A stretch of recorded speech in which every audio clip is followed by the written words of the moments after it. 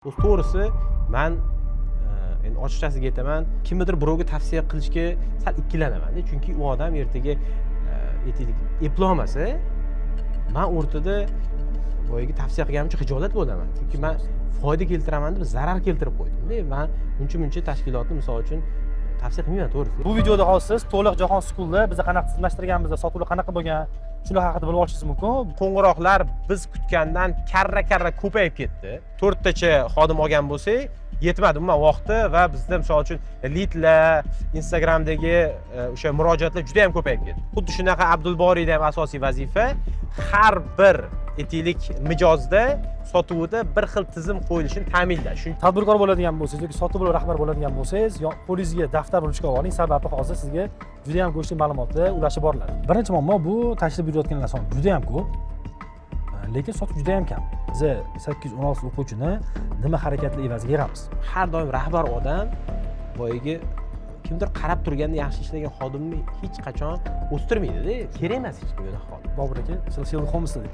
G'oya ber desangiz, istalgan odam g'oya beradi. Yo'l-yo'lakka shartnoma qiladiganlar menga yoqmaydi. Demak, u ishiga jiddiy qaramaydi. 2,5 mingdan oshiq maktabga tashrif kuzatildi. 860 dan oshiq shartnoma imzoladik biz. Xuddi tasavvur qiling, askarsizda, men sizga qo'lingizga qurol bermayapman-da. Men sizga qurol rasmini ko'rsataman. Mana kalash shunaqa bo'ladi. Palon joy tepkisi bor, bosasan, keyin patron bunaqa tiqasan desam, siz poligon urushga chiqqanda yoki qurol qo'lingizga olganda do'ldirab qolasiz-da. Chunki uni ushlab ko'rmagansiz. Jahon School'ga biz 19 ta xodim martiga 7-10 kunda oldik-da. Ko'p tadbirkorlar menga aytadi, bozordagi sotuvda eng katta orig'i bu kadr. Men bu narsaga ishonmayman. Bu mif.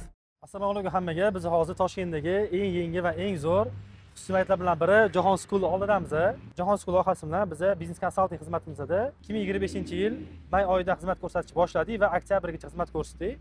Bu videoda hozir siz to'liq Jahon School'da biz qanaqa tizimlashtirganmiz, sotuvlar qanaqa bo'lgan, shular haqida bilib olishingiz mumkin. Bu video Jahon School'da case haqida bo'ladi.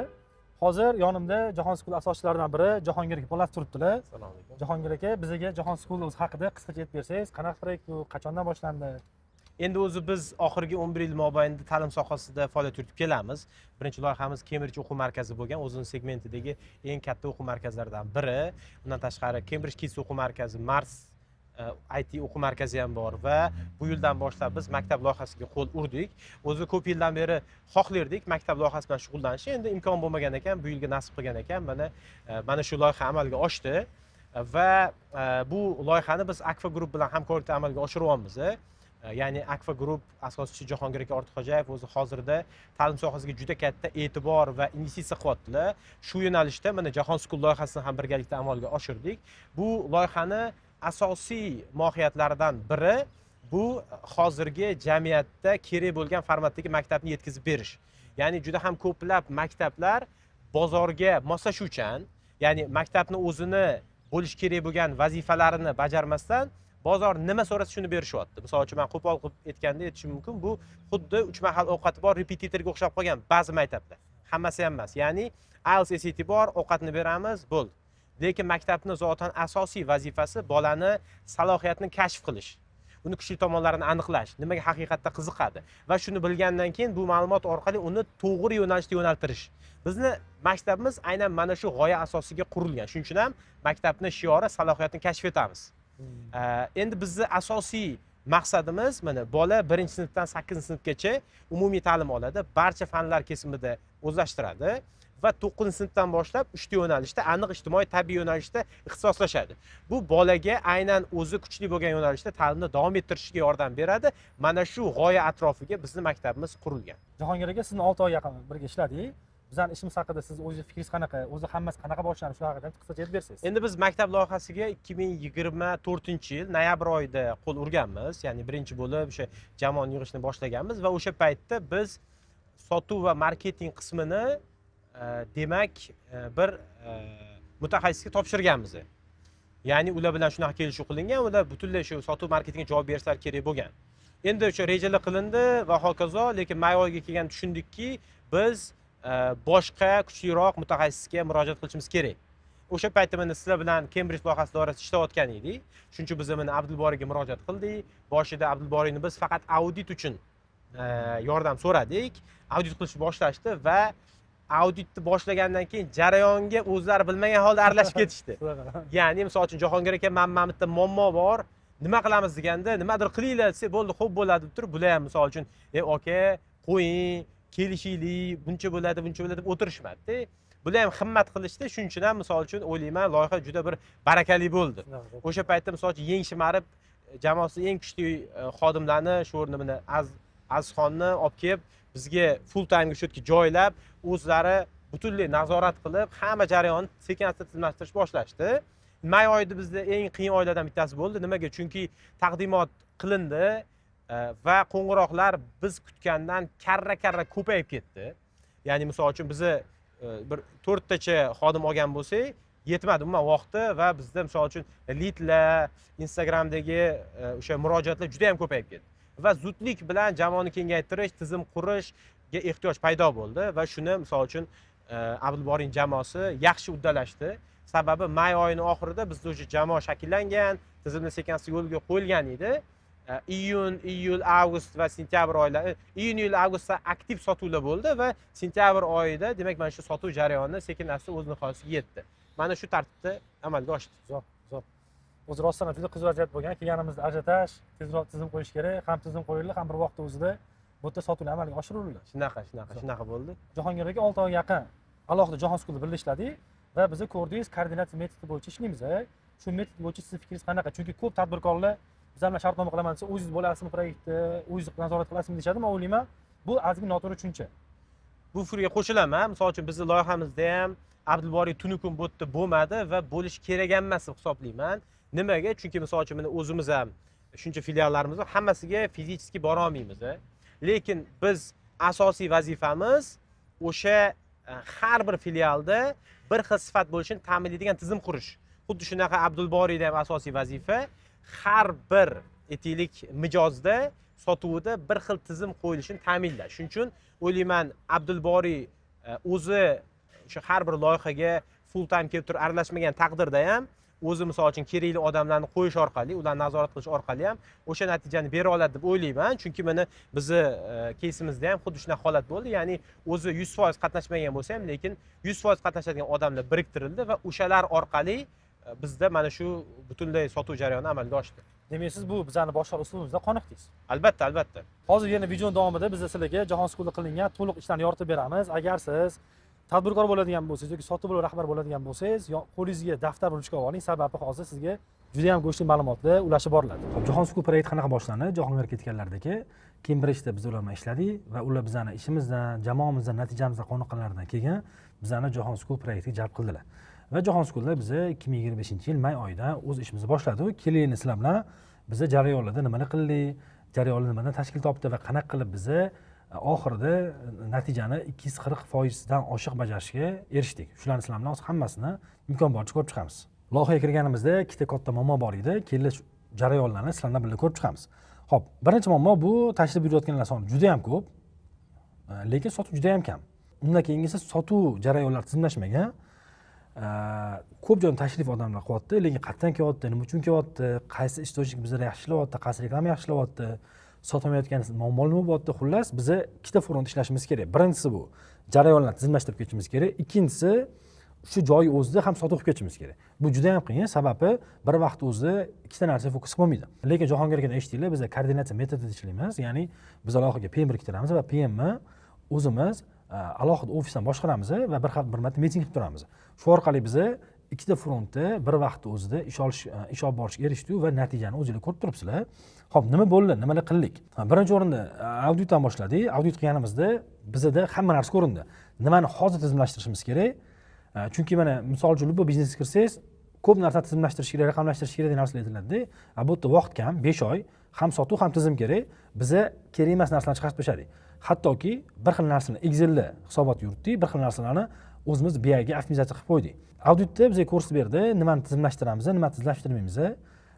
Umumiy jarayonlarni to'liq ko'rganimizdan keyin bizda loyihaning aniq nuqtasi paydo bo'ldi va biz o'sha yerda mapping chizib oldik. Ya'ni biznes proseslarni ketma-ketlik qanaqa olib ketishimiz kerak, qaysi ishdan keyin nima qilamiz, bundan keyin nima qilamiz va mapping tayyor bo'lguncha biz Azizxon bilan juda ko'p gipotezalarni jarayon test qilib ketaverdik. Qanaqaki budjetga, sotuvga, jamoaga katta minus olib kelmaydi o'xshamasa ham, lekin kichik va umumiy yig'indisida katta natija olib keladigan narsalarni ham biz test qilib ketaverdik. Sababi taqdidotgacha hali bizda bir oycha vaqt bor edi.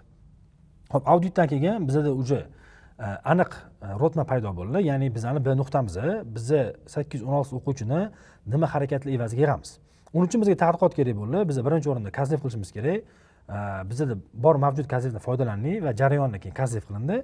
Undan keyin qilgan ishimiz bizning yaqin 5 kilometrdagi maktablarni o'rganish bo'ldi. Taxminan aytaman, bizning yaqin 5 kilometr radiusda 12 ta yaqin maktab bor va ularning berayotgan taklifi biznikidan arzon. 5 million 5,5 million atrofida, lekin Jahon skuli taklif 6 million 800 atrofida edi. Va biz endi kelgan mijozlarni biza qimmat ekan degandan keyin emasda, jarayonni o'zida narx o'ylamasdan olgan qiymatini his qiladigan darajada biza bu yerda xuddi teatrga borsak sahnalashtiriladi-ku, xuddi shunaqa sahnalashtirib chiqdik. Ya'ni mijoz kelgandan keyin bunaqa kutib olamiz, bundan keyin bu ish qilamiz, bundan keyin bu ish qilsak bitta emotsiya oladi, bu yerda bunaqa qiymat beramiz degan holatda mijoz kelib to chiqib ketgan jarayonlarni har bittasini yo'riqnoma qilib, chek-lista qilib ketma-ket ishlab chiqdik. Xuddi bitta ish ochayotganda lenta tortib qo'yib o'lchaydi-ku, birinchi buni qiladi, ikkini buni, uch buni qiladi degan holatda biz to'liq jarayonni yozib chiqdik. Endi bizda tadqiqotdan keyin aniq qilinadigan ishimiz paydo bo'lgandan keyin biz уже tizim qurishga o'tdik. Ishonsanglar, bu bizga rekord bo'ldi o'zimizga. Tizimni 12 kunda qurdik. Nimaga unaqa tezsa, bizda boshda kelganimizda sotuvda kelmaydi desa, bizdan oldin ishlagan konsultant, team lead, orada Jahongir aka va Javohir aka, Jahon skulda direktor bo'lishlar, Javohir Izzatulloh, Javohir aka sotuv qilyaptilar. Men keldimda produktni ko'rdim, komandam bilan aytdim, bu shunaqa zo'r produkt ekan. Sizlar nega sotyapsizlar? Javohir aka tez sotuvdan chiqarish kerak, chunki ular produkt haqida qayg'urishlari kerak. O'zlari aytayotdilar, sotuv ko'p fokusim ketyapti deb. Shuning uchun bizning birinchi eng katta maqsadimiz juda qisqa muddat tizim qurib, Javohir akani to'liq sotuv marketing qismidan chiqazib, uni o'zimiz qo'limizga olish. Va bunga 12 kun ketdi. May oyida 12 kunda tizim qurdik. Bunaqasi bo'lmagan. Men o'ylayman, bundan keyin ham bo'lmaydi, chunki juda katta resurs ketdi bizdan. Maydaga hamma rejalarni admin qildik. Bizda bilasiz, tadbirkorlar uchun, soha egalari uchun alohida dasturim bor. Shu dasturim bo'lishi kerak mayda. Uni qoldirdim. Jamoaviy safarimiz bor edi, uni qoldirdim. Oilaviy safarlar bor edi, ularni qoldirdim. O'zimni 14 kunlik damim bor edi, ular hammasini qoldirdim. Prosesga asomlar kirishdi va biz kelishib oldik. Men tizimga asom bo'lsa sotuvga javob beradi va parallel biz ishlashni boshladik va 12 kunda biz tizimni qurishga erishdik. Keyingisi tizim qurayotganda bitta muhim narsa bor. Agar sizda vaqt bemalol bo'lsa, siz o'ylab, shoshmasdan bir xil narsalarni qilib ketishingiz mumkin-da. Biz bu уже 2 barobar ko'proq o'ylashimiz to'g'ri keldi. Sababi bir narsani qo'llasak o'xshamasa, bizda vaqt yo'q. Bo'ldi, mijoz yo'qotamiz. Aynan qaynayotgan payt, hamma xususiy maktablarga bolasi maktab qidirayotgan payt bizga kelib xato bo'ldimi, qaytib berish ehtimoli juda ham kam. Shuning uchun biz juda kichik gipotezalarni test qilish orqali juda ko'p gipotezalarni test qildik. Hattoki mijoz qachon qaysi yo'ldan o'tib olsa, konversiyasi yuqori bo'ladi, qaysi yo'ldan kelsa konversiyasi past bo'ladi, qanaqa holatda sotuv yaxshiroq bo'ladi, qanaqa holatda yomon bo'ladi, hafta qaysi kunda sotuv yaxshi bo'ladi, hamma narsani imkon darajasida biz o'lchadik. Sabab bizda analitika qismida Jahongir ham aytganlar, juda qattiq kurashganmiz tahlilga va eng muhim narsalar hammasi o'lchagan holatda biz gipotezani test qilib ketdik. Xo'p, endi tizim qurganimizdan keyin tizimni ishlash kerak. Biz boshida kelganimizda 4 ta dona sotuvchi bor edi, 2 ta call centerda, 2 ta qabulda va asosiy sotuvni Javohir aka konsultant va team lead qilyapti. Bizning vazifamiz qurilgan tizimga 12 kunda jamoani qo'yish. Ishonsanglar, biz 7-10 kun ichida 19 kishilik sotuv bo'limi qurdik. Bu yerda call center alohida, biz ularni lead keeper deymiz. Ular vazifasi kelayotgan leadlarni обработка qilib, tashrif qildirish maktabga. Keyingisi bu reception. Kelgan mijozni kutib olib, qabul menejer taqsimlab berish. U mijoz kutib oladi va qaysi sotuvchi bo'sh bo'lsa va ko'proq mash mijozga mos keladigan bo'lsa, shuni taqsimlab beradi. Keyingisi bu qabul bo'limi. Qabul bo'limi mijoz kutib oladi, taqdimot qilib beradi, maktab ekskursiya qildiradi, mijoz og'rig'ini yechim beradi, e'tirozlarni yopadi va oxirida shartnoma beradi. Mana shu jamoani biz umumiy 19 ta umumiy jamoa bo'lgan bo'lsa, shu jamoani biz 7-10 kunni shakllantirdik. Qanaqa qilsa, men buni yutib ham qo'yganman, alohida ishlaydigan hiring tizimimiz bor. Ya'ni sotuvchilarni qisqa muddat ishga olib, qisqa muddatda sifatli sotuvga olib chiqish. Qaranglar, tushunchlik uchun aytaman, bizlar atik 3 ta dona sotuvchimiz maktab tajribasi ishlagan, qolgan 16 tasi umumiy maktab tajribasi yo'q. Ya'ni tajribasi yo'q insonni ham biz 7-10 kunda olib chiqoldik. Nimaga? Chunki bizda maxsus hiring tizimi bor, qisqa muddatda juda ham sifatli xodimlarni ishga olish va undan keyin eng muhimi juda qisqa muddatda xodimlarga sotuv ko'nikmalari, Jahongir aytdilar, farosat darsi ham bor ekan dedi. Bizlar alohida shaxsiyat va sotuv psixologiya darsi bor. Bu yerda soft skilllarni, ichidagi miyasidagi baryerlarni olib tashlash, sotuvga to'g'ri yondashuvda manipulyatsiya qilmasdan, mijoz aldamasdan, bosim qilmasdan to'g'ri sotish degan narsalarni o'rgatamiz va eng muhimi produkt, mijoz, bozor, ya'ni raqobat haqida to'liq ma'lumot olgan holatda sotuvchi chiqadi. Mana shu prosess, xodim ishga olish 7 ta etapdan o'tkazib o'tgan olamiz va 7 dars bor bizda yana. Shu etapda 7-10 kunda sotuvchilar tayyor bo'lib chiqdi va 19 sotuvchini sotuvga olib chiqdi va jarayonda kim ishlamayotgan bo'lsa, bizning o'zimiz maxsus metod bor, grow degan, shu bo'yicha ishladik. Zo'r. Dars tugadi. Hammaga rahmat. Shu metod bo'yicha ishladik. Kim to'g'ri kelmagan bo'lsa, uni olib 7 kunda yangi sotuvchi olib keldi. Ketadi, 7 kunda yangi sotuvchi olib keldi. Umuman jamoani biz shu etaplar bo'yicha yig'di. Jarayon ular qo'lida yo'riqnomasi bor, cheklistlari bor, produkt haqida to'liq ma'lumoti bor, prezentatsiya qilish bo'yicha video darsligi bor, ekskursiya bo'yicha yo'riqnomasi bor. Xullas, jarayonda nima bo'ladigan bo'lsa, hamma narsa qo'lida yo'riqnomasi, aniq qilingan ketma-ketlik bo'yicha ular 7-10 kunda ishga chiqishdi. Endi eng muhimi nima desa, realizatsiya. Mana biz audit qildik, tadqiqot qildik, shu orqali tizim qurdik, jamoa yig'dik. Endi buni launch, ya'ni biz futbol maydoniga tushib, o'zi futbol o'ynashimiz kerak. Bu nimaga o'xshaydi biz qilgan ishimizda? Tasavvur qiling. Futbol sezoni boshlandi. Eng yonayotgan payt jamoani murabbiy almashdi. Ya'ni biz murabbiy konsultant sifatida kirdik.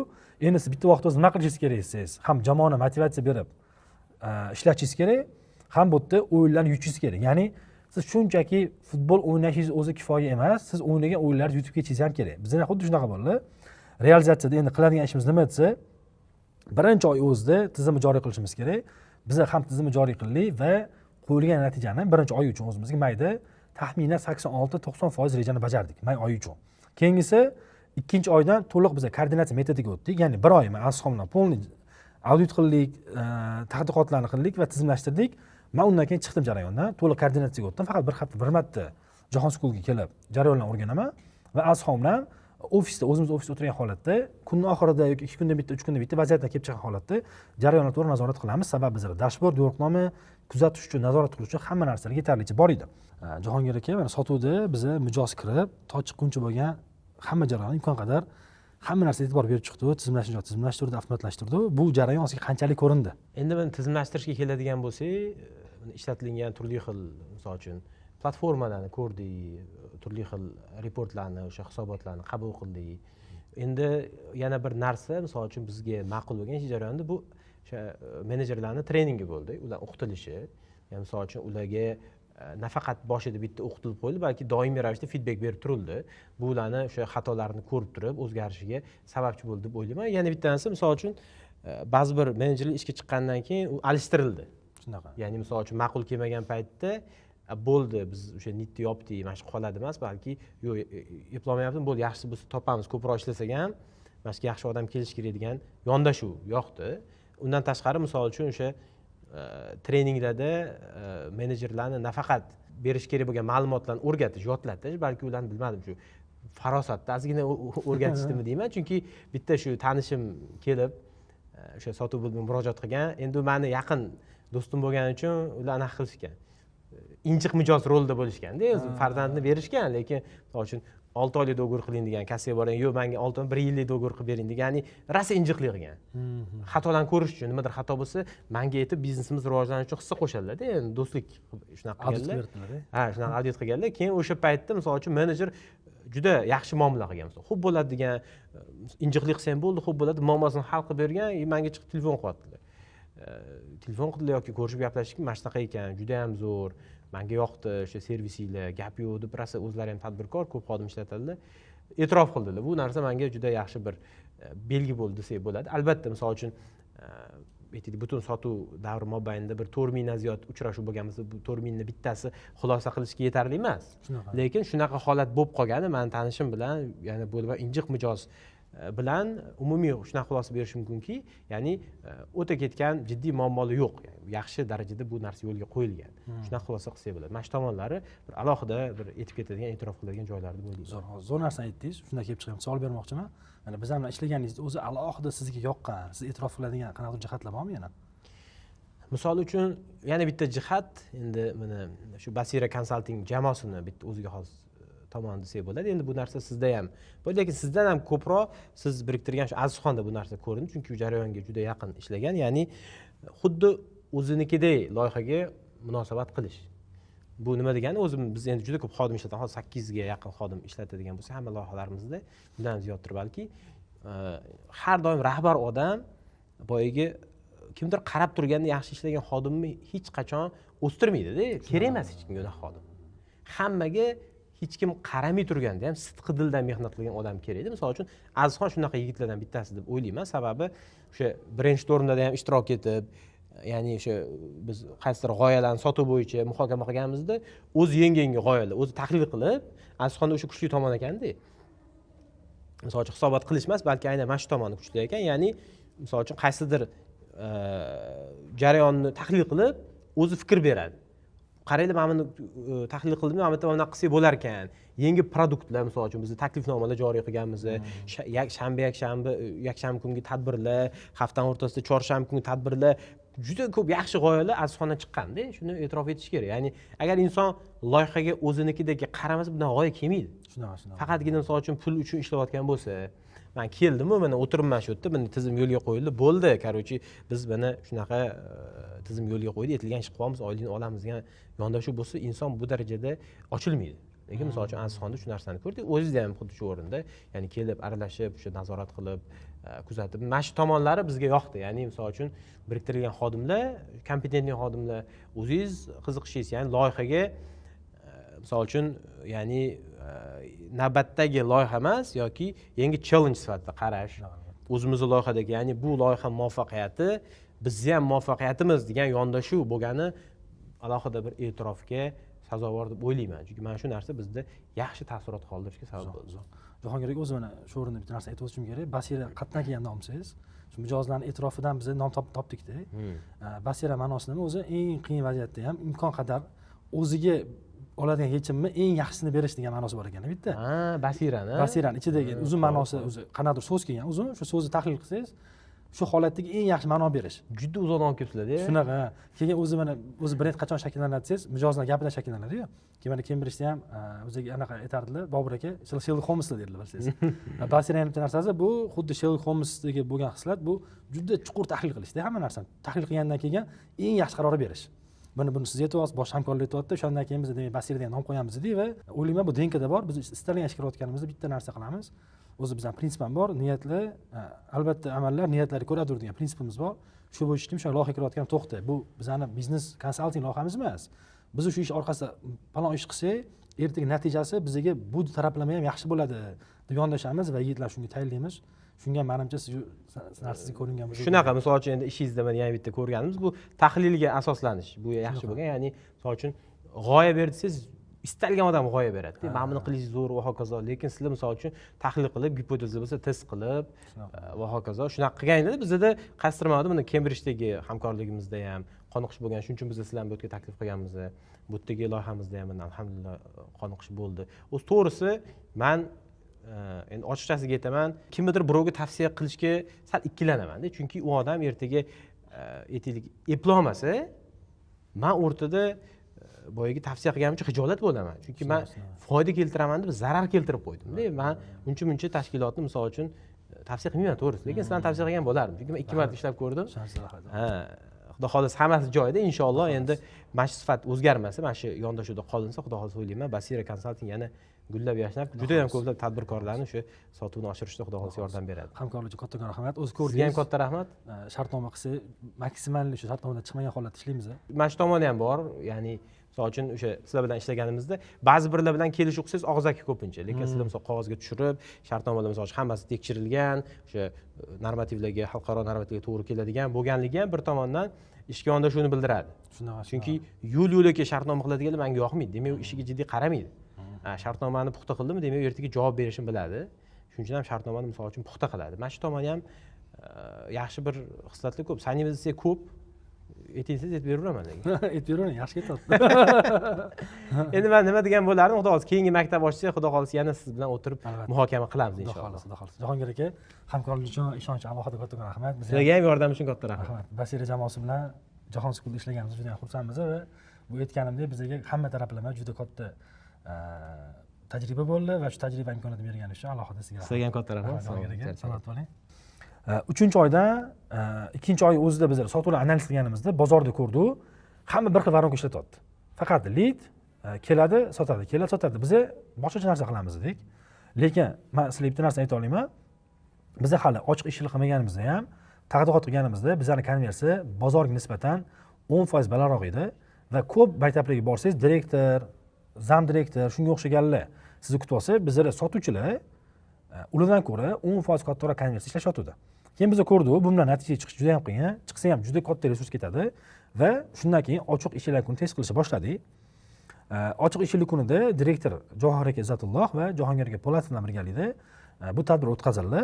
O'tkazganimizda biz o'zimiz mijoz sifatida kelib ko'rdik, tashqaridan insonlarni iltimos qildik mijoz sifatida kirib berishlarini, xullas jarayonlarni to'liq o'rganib, prezentatsiyani o'zgartirdik, ketma-ketlikni o'zgartirdik, qo'shimcha narsalar qo'shdi va bizning konversiyamiz bozorga nisbatan 2 barobar o'sdi. Chunki hamma raqam ayta olmayman, sababi Jahon Sukun bilan bizda NDA bor, bu maxfiylik shartnomasi.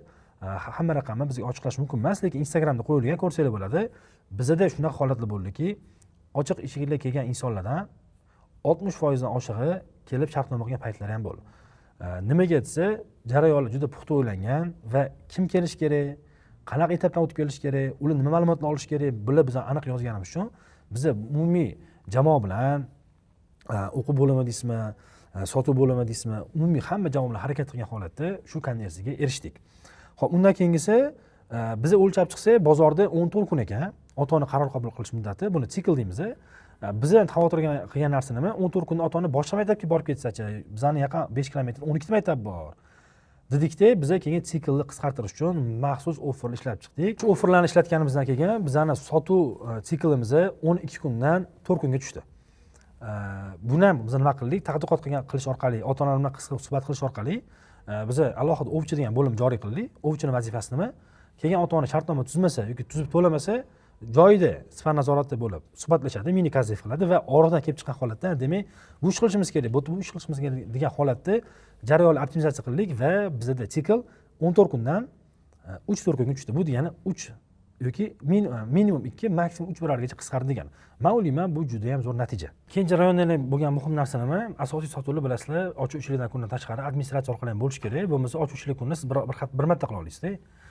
Biza boshida kelganmiz konversiyani misol uchun 10% bo'ladigan bo'lsa, misol uchun aytaman buni. Biz jarayonda konversiyani biza kirgandan keyin 6 barobargacha o'sishgacha olib chiqdik. Endi bu yerda muhim narsa aytib o'tish kerak. Bu yerda biza deganda men faqat o'zimni Basira Consulting nazarda tutayotganim, bu umumiy jamoa. Jahon School'da ishlayotgan umumiy jamoa. Chunki bitta narsa ta'kidlash kerak, Jahongir aka deb bitta zo'r odat bor. Ular hamma narsa juda ham ochiq va jarayonda operativ degan narsa juda ham kuchli. Ya'ni jarayondagi muammolarni juda tez va sifatli hal qilish bo'yicha ular bizga katta yordam berishdi. Oddiy misol, jarayonni bizga nima keladigan bo'lsa, biz kelib fikr aytamiz, Jahongir aka yoki Johir aka, palon narsani ko'rdik, buni qilish kerak, bo'ldi qilamiz, nima qilish kerak? Nima talab qilinadi bizlardan? Kim kerak? Qancha kerak? Pulga taqalganmi yoki insonga taqalgan bo'lsa, biz bu narsalarni juda ham tez hal qildik va shuni tushunib yetdim. Biznes egasini miyasi qanchalik ochiq bo'lsa, dunyoqarashi keng bo'lsa va u o'sishga tayyor bo'ladigan bo'lsa, to'xta, men o'zi 14 filialim bor, keyin berishdi, palon biznesim bor demagan holatda, bizani eshitgan holatda birgalikda ishladik va natija shundan keyin zo'r bo'ldi. Va shu olgan xulosam, tadbirkor bo'lsangiz, siz ham bu xislatni o'rganishingiz kerak. Sababi, konsultma ishlaysizmi, robot olib kelasizmi, sotuvchi olib kelasizmi, istalgan bo'limdan siz feedbackni to'g'ri qabul qila olishingiz kerak va o'zingizdan pastki lavozim bo'ladimi, yuqori lavozim bo'ladimi, umumiy agar sizga haq gap aytayotgan bo'lsa, siz shu narsaga borishingiz kerak. Bizda Jahon School shu narsa kuzatildi. Misol uchun jarayonni biz kazif qilishimiz kerak bo'ldi, marketing jamoasiga inson olishimiz kerak bo'ldi va ko'plab jarayon o'zgartirishimiz kerak bo'ldi. Bizda hech qanaqa qiyinchilik bo'lgani yo'q. Biz birgalikda maza qilib ishladik va bizda hech qanaqa baryer bo'lmadi va shundan keyin konversiyamiz umumiy boshiga kirganimizga nisbatan 5 barobardan 6 barobargacha umumiy konversiya o'sishga erishdi. Undan keyin yana o'zi nima desa, produkt juda ham zo'r edi. Misol uchun mana ko'rgan bo'lsanglar, safiya bor, kulolchilik bor, oshxonada degustatsiya qo'shildi. Biz ochiq ishchilik kunida nima dedik? Keling, kelganingizda biz safiya xonasiga olib kiramiz sizni, kulolchilik xonani ko'rasiz va ovqat yeb ko'rasiz. Produkt shunaqa zo'r qilingan, oshxonaga kirsangiz, u yerda detallarga e'tibor berilganda, qanaqa markada idish bo'lishi kerak, nimaga unaqa bo'lishi kerak, nimalarga e'tibor berishimiz kerak, hammasi ochib berildi. Ota-ona kelyapti. Ochiq ishlikdan chiqyapti, safiya kulolchilik xonasi va degustatsiyaga kiryapti va bizda shundan keyin konversiyalarimiz yana o'sish boshlayapti. Buni ham biz jarayonni qo'shib ketdik. Undan keyin bizda yana ko'plab muammolar kuzatildi, lekin muddat kam, iyul oyidamiz, avgust va sentyabr qolganda, uje gap bo'lsa test qila olmaymiz. nimadir g'oya tajriba qila olmaymiz, xato qilish ehtimolimiz yuqori. KZF qilishimiz kerak bo'ldi. Nima mijozlarni Jahon School'da bolasini o'qishdan to'syapti? Nima kelishdan to'syapti?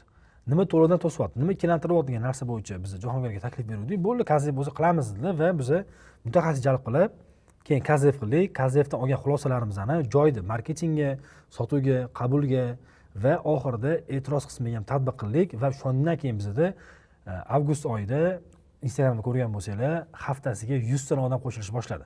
Misol uchun iyul oxirlarida boshlandi bu. Misol uchun biz 200 ta degan bo'lsak, keyin har hafta 300 ta dedik, 400 ta bo'ldik, 500 ta, 600 ta, 700 ta deb уже odamlar bu yog'iga aktiv qo'shilish boshladi. Ya'ni deyarli haftasiga 100 tadan o'quvchi qabul qildik. Xo'p, endi natijalarga to'xtaladigan bo'lsak, umumiy nima bo'ldi desa, 5 oyda bizda 2,5 mingdan oshiq maktabga tashrif kuzatildi. 860 dan oshiq shartnoma imzoladik biz. Lekin ulardan imtihon degan bizda baryer bor. Mana qarang, bitta narsani to'g'ri tushunishingiz kerak. Bizda ota-ona to'layman desa baryerlar ko'p-da. Agar baryerlar bo'lmaganda ishoninglar, biz agar mana 2000 ta bo'lsa, 2000 ta menimcha to'ldirgan bo'lardik. Nimaga unaqa deyapman?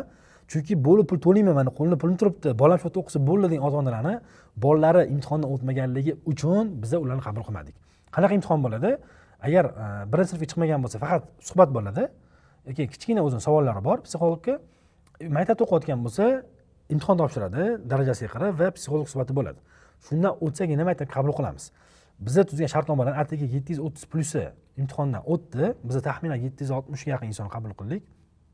Shundan 730 tasi bilan oxirgi etapga yetib bordik va ular hozir Jahon School'da o'qishyapti. Endi bitta muhim narsa aytish kerak. Jahongirga aytdilar, eshitgan bo'lsangiz, bizning rejamiz 300 edi. Nimaga? Birinchidan maktab narxi yaqin 5 kilometrda 12 ta maktabdan qimmat, 1 million, 1,5 millionga qimmat, 2 millionga qimmat va bizda ko'plab baryerlar bor va bu birinchi yil. Shuning uchun ota-onalarda ko'p ikkilanishlar bo'ladi degan bizda qo'rquvlar bo'lgan va 300 ta plan qo'yilgan. Lekin biz Alloh fazli bilan bu planni 245% bajarishga erishdik va maktab 95% to'ladi. Men o'ylayman, bu juda ham zo'r natija. Biz tahlil qilib chiqdik. O'zbekistonda hali birinchi yilda bunaqa natija qilgan maktab yo'q. Endi bu produkt yaxshiligi, rahbarlarni bu narsaga ochuvligi, sotuv jamoasi, marketing, umumiy hamma bo'limlar birgalikda koordinatsiyada yaxshilaganligi uchun shu natija bo'ldi deb o'ylayman. Ana endi siz yaxshilab joylashib oling, sababi hozir biz tadbirkor va soha egalari uchun eng muhim joyga yetib keldik. Biz bu xizmat boshlaganimizga deyarli 2 yil bo'ldi. 2024-yil boshida Basira Consulting kompaniyasiga asos solganmiz. Bu kompaniyamiz bizneslarga konsalting xizmatini ko'rsatadi. Ya'ni biz bizneslarga SEO sifatida kiramiz va biznesni to'liq audit qilamiz, tahlil qilamiz.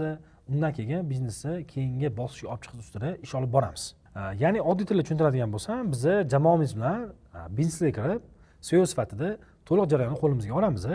Nima qilamiz? Ko'rganingizdek Jahon School кейsida biz to'liq audit qilamiz birinchi, undan keyin tadqiqot qilamiz, keyin tizimlashtiramiz, to'liq tizim yozib chiqamiz, keyin uni realizatsiya qilamiz. Jamoa yig'amiz, optimizatsiya qilamiz, raqamlashtiramiz. Nima choralar ko'rish kerak bo'lsa, ko'rib biznesni kengaytiramiz. Qanaqa bo'lsa, daromadini oshiramiz, sof foydasini oshiramiz, umumiy jarayonni optimizatsiya qilamiz. Oddiy tilda aytadigan bo'lsa, biz bizneslarga biznes navigator vazifasini bajarib beramiz. Xuddi Jahon School'da shu vazifani bajardi va o'ylayman, biz o'ta jamoamizda juda katta ish qildik. Xuddi shunaqa biz bu xizmatimizni 10 ga yaqin kompaniyalarga ko'rsatib kelganmiz. Mana hozir ko'rdinglar, Jahongir aka o'zlarining fikrlarini hamma samimiy ochib bo'ldi, o'zlarining xolis fikrlarini bildirdilar. Bu natija orqasida nima yotibdi desangiz, mana videoda ham aytdim, bu faqat nom ham biza qilayotgan ish ham mijozlarning bizga berayotgan fikrlari, feedbacklar orqali kelib chiqqan, Basira nomi ham. Buning orqasida men o'ylayman, aniq bilim, aniq texnika, aniq ishlaydigan instrumentlar yotibdi va biz buni 10 ga yaqin biznesda qo'llagan holatda SEO sifatida kirib, deyarli hamma loyihamizda bir xil natijaga erishganmiz. Ya'ni karra o'sganmiz. Nimani hisobiga etsa, jarayonni optimizatsiya qilish, to'g'ri qarorlar qabul qilish va eng muhimi chuqur tahlillar va raqamlarga suyangan holatda biznes boshqarish orqali. Bu loyihalar aynan shu metodni biz Cambridge'da qo'llaganmiz. Cambridge bilasizlar, 14 taga yaqin filiali bor va O'zbekistondagi eng katta ingliz tili o'quv markazi. Bizlar oldin bir nechta konsultant ishlagan, ular Grimlik bilan ishlab ko'rishgan, undan keyin Jahon School bilan ishlaganmiz, najot ta'lim audit qilganmiz, Edfix sohasida ishlaganmiz, mutolaa loyihasida ishlaganmiz, Dinurda qisqa konsultant bo'lib ishlaganmiz. Yuga Consulting xullas 10 ga yaqin bizneslarda aynan shu metodimizni biz qo'llab kelganmiz. Videoda ko'rganinglardek biz koordinator metodida ishlaymiz, ya'ni hamma bizneslarga men o'zim kirmayman. Bizda aniq grading asosida o'tgan PMlar bor. Ason, Foziljon, Abdulaziz, Muhammadchuf, Asadbek. Bizda xullas PMlar bor va PMlar nima qiladi desangiz, istalgan PM 10 yil tajribasi bo'lsa ham bizda oldin bizdan dastur bor, shu dasturda o'qib chiqadi. O'qigandan keyin loyihalarda intern vazifasida bo'ladi, undan keyin PM assistent bo'ladi, undan keyin PM assistentni keyingisi bor. Bu qanaqa desa, to'liq PM bo'lmaydi, qisman muhim mas'uliyat yuklanadi. Shundan o'tgan insongina PM bo'ladi. Asxona hozirgi hamma PMlarimiz aynan shu yo'ldan o'tib kelishgan. Bo'ldi zo'r botma o'zim bo'lma kel demayman-da. Aniq bizlar ketma-ketlik bo'yicha PMlar tayyorlaymiz va koordinator metodi bizga bir vaqt o'zida ko'plab loyihalar bilan ishlashga imkoniyat beradi. Lekin biz unaqa qilmaymiz. Misol uchun biz bir vaqt o'zida hozir mana 6 oy ichida taxminan 12 ta loyiha ola olamiz bir vaqt o'zida. Lekin bizda hozir atigi 3 ta loyiha aktiv ketyapti. Nimaga desa, bizga birinchi o'rinda sifat va servis muhim. Ya'ni bir vaqt o'zida ko'p loyiha olib, ko'p pul topar ekanmiz, natija zo'r bo'layotgan ekan demaymiz, chunki bizani yo'nalish, bizani maqsad, bizani missiyamiz umuman boshqa. Shuning uchun bizlarda PMlar ham, jamoa ham tayyor bo'lsa, mana ko'ryapsiz, Jahon School'da Cambridge'da juda yaxshi natijalar bo'lgan, katta loyihalarda ham zo'r natija qilayotgan bo'lsa ham, biz o'zimizni prinsiplarni, o'zimizni metodni hech qachon o'zgartirmaymiz. Sababi men bu sohaga oru evaziga kirib kelganman. Nimaga o'z bu sohaga kirganman desa, men o'zim tadbirkor bo'lganman, o'zimni biznesim bo'lgan, 5 yilga yaqin shu biznesni ham asoschi, ham CEO sifatida boshqarganman. Ishonsanglar, 2018-yil biz e-commerce qilgan bo'lsak, u paytda bizning analogimiz yo'q edi O'zbekistonda. Ya'ni odamlar internet magazin desa, OLX tushunardi. Rostdan shunaqa bo'lgan. Chunki men internet magazinim bor degan odamlar bilan gaplashsam, menga OLXdagi pejini ko'rsatardi. Sayting qani, Instagraming qani, performans qilasam, jamoang qani desa, unaqa narsa yo'q edi. Ikkita, uchta bo'lib savdo qilib yuraverishardi. Ana o'sha yerda menda ko'plab orzular bo'lgan. O'rk qanaqa bo'ladi, tizim qanaqa bo'ladi, jamoa qanaqa yig'iladi, sotuv o'zi qanaqa bo'ladi, marketing qanaqa ishlash kerak. Xullas, sizdagi hozirgi savollar menda ham bo'lgan. Lekin javob topaman deb borsam, ko'plab dasturlarda bunga javob topish qiyin bo'lgan. Men dasturni yomonlamoqchi emasman, o'sha paytda shunaqa bo'lgan va shuni orqasidan yaqinlarim tavsiyasi, mana yaqinda Temur akamning video qo'ydim, ko'rgan bo'lsangiz, Temur akam menga aytganlar, sohaga kirganimda, aka, sizlar Riyadda qilgan ishlar va hozir bergan taklifingiz analog O'zbekistonda yo'q, shunga qo'rqmang deganlar. Mana ularni bitta bizga bergan ishonchlari sababi bo'lgan, keyin Jahongir aka ishonchlari yana bitta sabab bo'lgan. Shunaqa qilib o'zimning orular orqali men bu sohaga kirib kelganman. Maqsad nima desangiz, tadbirkorlarni yillarni va yo'llarni qisqartirish. Sababi 5 yil yaqin Riyadda biz qo'rilganmiz va birinchi $1 million oborotga 4 yilda chiqqanmiz. Lekin men undan keyin yana biznes ochdim va biz 8 oyda jamoa bilan $1 million oborotga chiqdik. Kirma, konkurensiya ko'p, juda qiynalasan degan bozorga bir oyda kirib keldik. Va kirgan oyimiz o'zida bizga topshirilgan loyihani 2 barobar o'stirdik va konversiyasini 3 barobar o'stirdik. Atigi 3 ta qizma. Tushunasizlar? Ya'ni nima desa, biz 5 yil shu narsani o'rganganimiz uchun keyingi biznesda o'sha buni 8 oyda qo'llayapmiz. Mana maktablarda ko'rsanglar 94% deyarli natija bajargan maktablar yo'q. Lekin biz buni Jahon School bilan birgalikda 5 oyda bajaramiz. Bunlar nima demoqchiman? Biz shu yo'ldan o'tganmiz va hamma bu yo'ldan o'tish shart emas. Ya'ni siz ham biznesingizni cho'qqiga olib chiqish uchun 5 yil bizdagi vaqt eng muhim resurs. Pul eng muhim resurslardan bittasi, jamoa. Men professional komandadan yo'qotganman, nimaga? Boshqa ish bilmaganman. Va eng yomoni bularni o'zimni qurbon qilish. Ya'ni men oilamga emas, ota-onamga emas va men berayotgan chekka ular to'lab olardi, lekin biz hech qachon olmaganmiz. Chunki bizda shartnoma bor. Hamma bilan shunaqa shartnomada ishlaymiz. Jahon School'da ishlayotganda atiga biz 2 ta loyiha bilan ishladik. Bo'lmasa bizda 6 ta loyiha bor edi. Bu nimaga aytayapman? Agar siz ham biz bilan ishlamoqchi bo'lsangiz, bizda juda katta navbat bor va biz kirayotganimizda ko'plab talablar bor. Siz talabingiz, bizlar talablar bo'ladi va biz ko'rasiz, bir yil atiga 10 ta dona loyiha yopdik. Keyingilar katta ehtimollar shunaqa bo'ladi. Ya'ni biz ko'p loyiha ola olmaymiz. O'z-o'zidan bu degani biz ko'p insonlarga yordam bera olmaymiz degani. Aynan shu orada kelib chiqqan holatda biz boshqa yo'nalishga asos solganmiz. Bu bilan aytmoqchimanki, agar biz bilan hamkorlik qilmoqchi bo'lsangiz, kutib qolishingiz mumkin. Hamma rivojlanish xohlaydi. Hamma Jahon School'dagi, Cambridge'dagi, UK'dagi yoki Edfix'dagi o'ziga zo'r tizim qilib, bozor katta qismini olib, xolismi yo'qmi, ham shaxs tarafidan, ham kadr tarafidan, ham biznes tarafidan, ham daromad tarafidan o'sish xohlaydi. Lekin aytayotganim, biz bir vaqt o'zida ko'p loyiha bilan ishlamaymiz. Lekin agar siz biz bilan ishlamoqchi bo'lsangiz, sizga bizning boshqa taklifimiz bor. Hozir mana sizga Jahongir aka bilan biz gaplashgan to'liq tizimmi? Misol Jahon School'da qilgan narsamiz, Cambridge'da qilganimiz, o'zimizning outsource yo'nalishimiz bor. Uni biz 1 oyda qurib, 8 oyda $1 million oborotga olib chiqqanmiz. U yo'nalishimizda qilgan UK'da, Edfix'da, xullas biznes konsaltingni biz nima qilayotgan bo'lsak, hammasini jamlab biz 2 oylik dastur qilganmiz. Bu dastur faqat tadbirkorlar uchun alohida metod ishlanadi. Soha egalari uchun alohida metod bo'ladi. Ikkalasi offline bir vaqtda boshlanadi, bir vaqt davom etadi, lekin ishlash uslubi har xil bo'ladi. Dastur nomi bu Business Navigator. Bundan maqsad nima desangiz, mana biz konsaltingda nima qilayotgan bo'lsak, siz hammasini xuddi bizdek o'rganishingiz mumkin. hamma narsani sizga o'rgatamiz. Eng muhim narsa nima desangiz, bu poligon. Bizning dasturda poligon bor. Ya'ni siz kelib faqat teoriya olmaysiz. Xuddi tasavvur qiling, askarsizda, men sizga qo'lingizga qurol bermayapman-da. Men sizga qurol rasmini ko'rsataman. Mana kalash shunaqa bo'ladi, palon joy tepkisi bor, bosasan, keyin patron bunaqa tiqasan desam, siz poligon urushga chiqqanda yoki qurol qo'lingizga olganda do'ldirab qolasiz-da. Chunki uni ushlab ko'rmagansiz. Biz nima qilganmiz? Biz bir vaqt o'zida teoriyani ham beramiz va poligon ham bor. Ya'ni siz shu yerda kelib praktika qila olasiz. Ya'ni biz workshop qilganmiz. Workshopda olgan bilimingizni joyida shu yerda qo'llaysiz. Kuratorlar, nazoratchilar va o'zim bo'laman. Workshopdan maqsad hamma xatoni workshopda qiling va biznesingizda eng muhim xato qilgan holatda bu narsani qo'llang. Dasturimda hozirgacha 50 ga yaqin insonlar o'qigan, tadbirkor va soha mutaxassislari, bu Najot ta'lim o'qishgan, Robit akademiyasini o'qigan, Mars IT, Registon, xullas o'zini sohasida top bo'lganlar o'qigan. Konsalting ham ko'ryapsiz, biz o'zini sohasida lider bo'lmoqchi bo'lganlar bilan ishlaymiz. Agar siz ham o'zingiz sohangizda lider bo'lmoqchi bo'lsangiz, o'ylayman bu dastur sizga 100% to'g'ri keladi. Biznes navigator dasturi boshqa dasturlardan farqi, biz siz bilan faqat sotuv bo'limi haqida gaplashmaymiz. Sababi sotuv bo'limini gul qilib qo'ysangiz ham boshqa bo'limda ishlamasa o'solmaysiz. Shuning uchun biz sizga uni atrofidagi bo'limlarga ham yechim berib ketamiz. Bu HR, marketing, qisqa moliya, reja qo'yish, tadqiqot qilish shunga asoslangan va sotuv bo'limi. Mana shu 4 ta bo'lim o'rganasiz va undan tashqari operatsion boshqaruv, biznes avtomatlashtirish, tizimlashtirish, standartlashtirish, raqamlashtirish, mana bularga ham siz to'liq yechim olasiz. Bu dastur bizlar qanaqadir daromad qilish evaziga qilingan dastur emas. Bo'lmasa biz buni har 2 oyda qurardik. Bu dastur bizada yiliga bir marta bo'lyapti. Bu yil 3 marta qilish reja qildik. Nimaga? Chunki konsaltingda ishlayman degan mijozlar juda ham ko'p. Ular aytganda ola olmaymiz. Sizlarga maxsus dastur qilgan shu yerda o'qishlar deganman. Mana ishonsangiz 1 yildan beri kutayotgan mijozlar bor hozir. Uzr ro'yxatdan pul to'lab qo'yganlar ham bor. Nimaga? Chunki bizlarning konsalting qilayotgan xizmatlarimizni ko'rishdi. Va bu dastur hozir bu yil oxirgi marta yana bo'lyapti. Biznes navigator dasturi 13 dekabrda xudo xohlasa start beramiz. Aytganimdek, bu 1 yilda 1 marta, 2 marta cheklangan miqdorda bo'ladi va konsaltingda nima qilayotgan bo'lsak, sizga hammasini biz ko'rsatib boramiz. 18 ga yaqin offlayn darslar bo'ladi. Darslar davomiyligi 6 soatdan 7 soatgacha bo'ladi. Workshop bo'ladi, darslarda maxsus kuratorlar bo'ladi.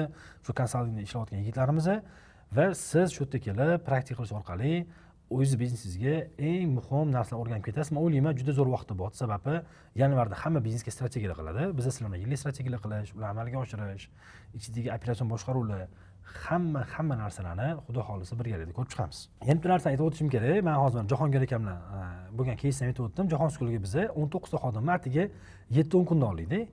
Ko'p tadbirkorlar menga aytadi, bozordagi sotuvda eng katta orig'i bu kadr. Men bu narsaga ishonmayman. Bu mif. Sababi biz mana may oyida Jahon skoliga 19 ta xodim olgan bo'lsak, bosh loyihamizga 10 kunda 22 ta oldik va yana bitta bosh loyihamizga 10 kunda 15 ta oldik. Ya'ni umumiy bir oy ichida biz 40 ga yaqin kadrlarni noldan olib tayyorlashga erishdik. Bu nima degani? Bu degani bu yerda agar siz aniq tizim bo'ladigan bo'lsa, to'g'ri xodimmisiz saralab ola olasiz va undan keyingi o'quv dasturi to'g'ri bo'ladigan bo'lsa, qisqa muddatda siz unga ham sotuv skilllarini, ham soft skilllarini, ham produktni, ham raqobatchini, ham mijozni o'rgatgan holatda tayyorlab olib chiqa olasiz. Bizda bu bo'yicha aniq dastur bor. Siz aynan shularni ham bizani biznes navigator dasturini o'rganishingiz mumkin. Va bundan tashqari ko'plab keyslarimiz bor. Jahon skolida aytib o'tgan narsalari hammasini siz dasturda o'rganasiz. Agar siz ham dasturga qiziqmoqchi bo'lsangiz va o'qiyman niyat qilgan bo'lsangiz, pastda biz havola qoldirganmiz. Havola ro'yxatdan o'tsangiz, siz bilan menejerlarimiz bog'lanib, sizga batafsil to'liq ma'lumot berishadi. Bemalol xijolat bo'lmasdan nima savolingiz bo'lsa, ularga berish orqali o'z dasturingiz to'g'ri keladimi, bu dasturni o'qib natija chiqa olasizmi?